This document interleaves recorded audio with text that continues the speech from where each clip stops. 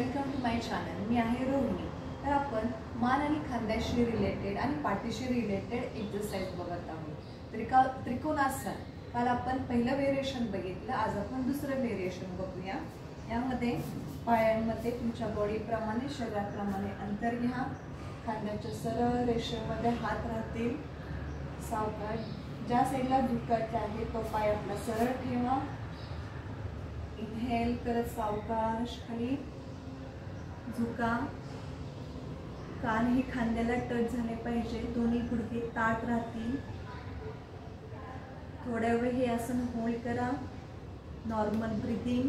Feel the lateral stretch. या भागावरती stretch होतो, तसेच हॅमस्ट्रिंग मसल्स देखील आपले स्ट्रेच होतात। Feel the stretch. सावकाश उठा। दुसऱ्या बाजूलाही सेम।